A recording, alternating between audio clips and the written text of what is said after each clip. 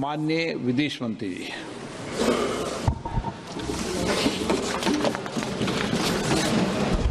Honorable Speaker, sir, I rise to apprise the House of some recent developments in the India-China border areas and their implications for our overall bilateral relations.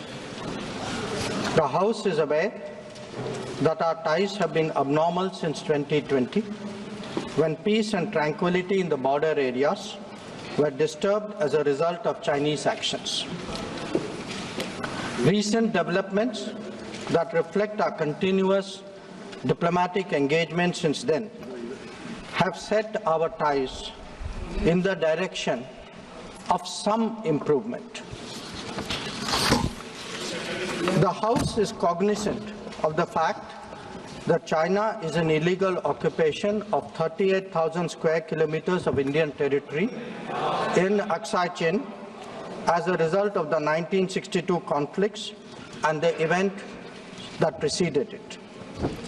Furthermore, Pakistan illegally ceded 5,180 square kilometers of Indian territory to China in 1963, which has been under its occupation since 1948. India and China have held talks for multiple decades to resolve the boundary issue. While there is a line of actual control, LAC, it does not have a common understanding in some areas. We remain committed to engaging with China through bilateral discussions to arrive at a fair, reasonable, and mutually acceptable framework for a boundary settlement. Honorable members would recall that the amassing of a large number of troops by China along the LAC in eastern Ladakh in April-May 2020 resulted in face-offs with our forces at a number of points. The situation also led to disruption of patrolling activities.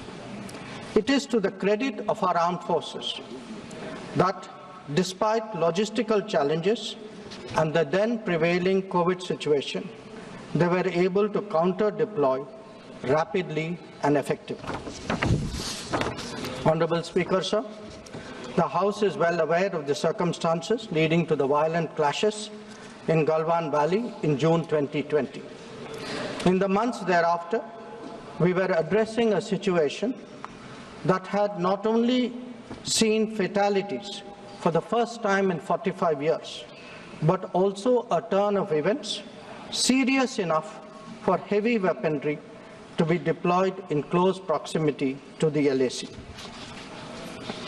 While a determined counter-deployment of adequate capability was the government's immediate response, there was also the imperative of a diplomatic effort to diffuse these heightened tensions and restore peace and tranquility.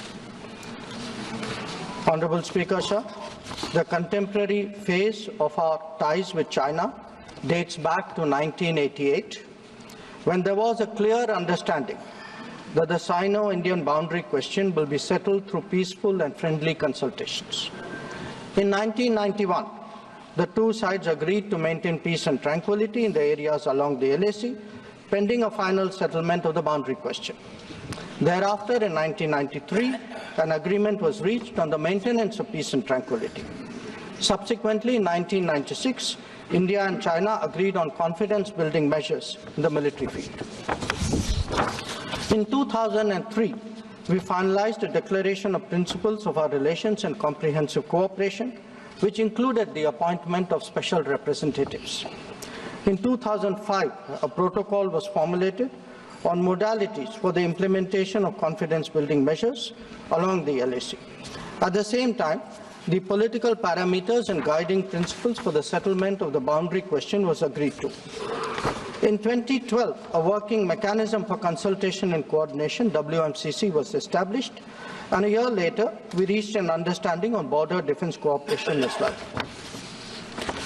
Speaker, sir, the purpose of my recalling these agreements is to underline the elaborate nature of our shared efforts to ensure peace and tranquility, and to emphasize the seriousness of what its unprecedented disruption in 2020 implied for our overall relationship.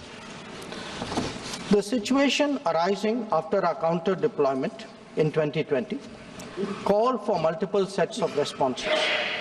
The immediate priority was to ensure disengagement from friction points so that there would be no further untoward incidents or clashes. This, sir, has been fully achieved, as I will explain. The next priority will be to consider de-escalation that would address the massing of troops along the LAC with associated accompaniments. It is also evident that the management of border areas will require further attention in the light of our recent experiences. In all of this, we were and we remain very clear that the three key principles must be observed in all circumstances. One, both sides should strictly respect and observe the LAC. Two, neither side should attempt to unilaterally alter the status quo. And three, agreements and understandings reached in the past must be fully abided by in their entirety. Honourable members would appreciate that as a result of the sustained tension and specific developments in the border areas, our overall relationship with China was bound to be impacted adversely. In the new circumstances, it was obviously not possible to continue the normal exchanges, interactions and activities as in the past. In this regard, we made clear that the development of our ties were contingent on the principles of mutual sensitivity, mutual respect and mutual interest.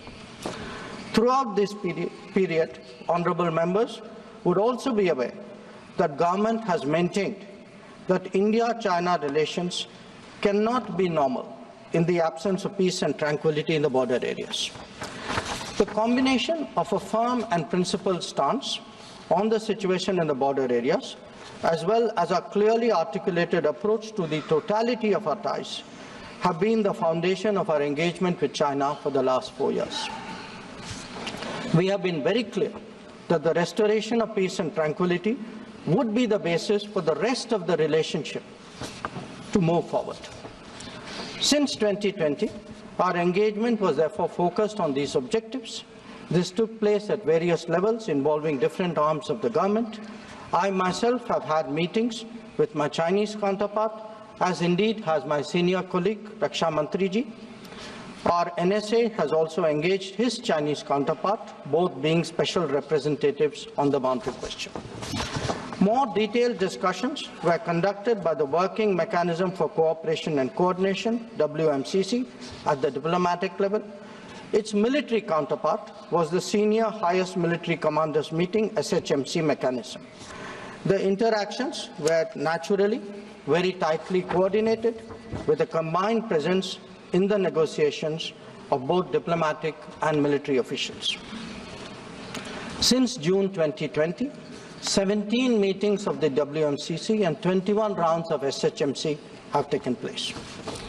So, in this background, I would like, sir, to inform the House today about the agreement reached on 21 October 2024 regarding Depsang and Demchok. The twin considerations of an unstable local situation and an impacted bilateral relationship were clearly the drivers for these recent endeavours. These two areas have been the focus of our discussions in both WMCC and SHMC with the Chinese side since September 2022, when the last disengagement agreement was concluded at Hot Springs area.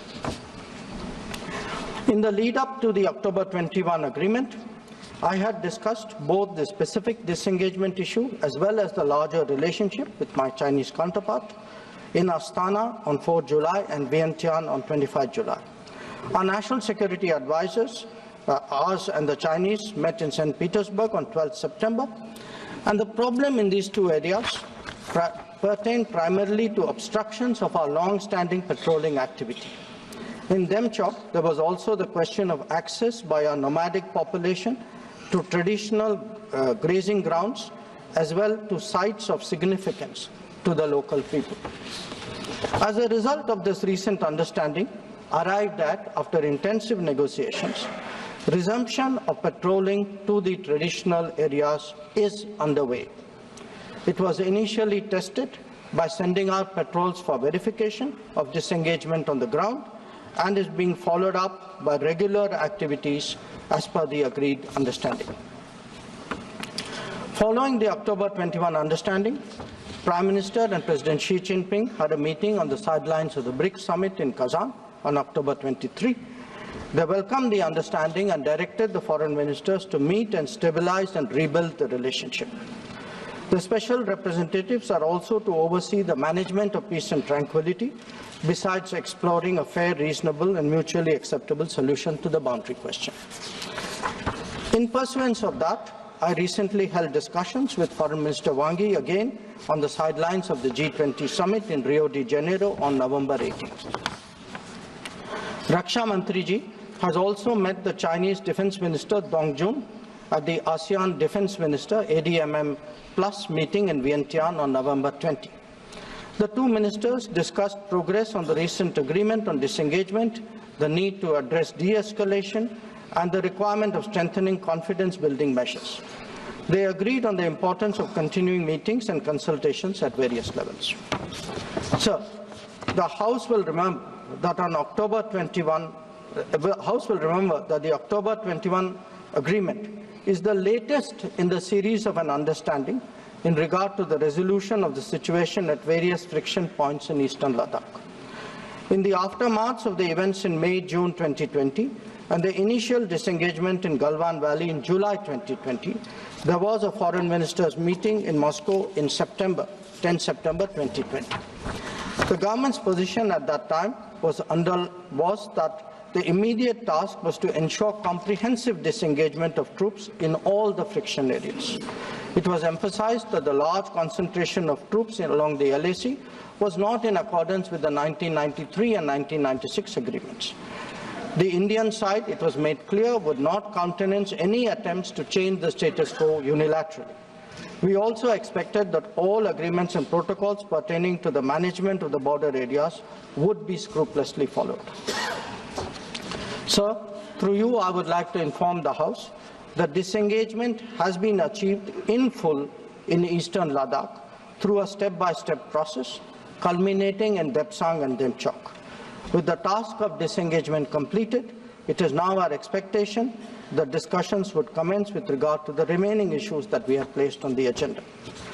For the benefit of honourable members, I would also flag to your attention previous positions articulated by the government in Parliament on this issue. On 15th of September 2020, Raksha Mantri ji had made a detailed statement on Chinese attempts to transgress the LAC and the appropriate response given by our armed forces. On the 11th of February 2021, Raksha Mantri had again briefed the House about our disengagement agreement in the north and south banks of the Pangong Lake.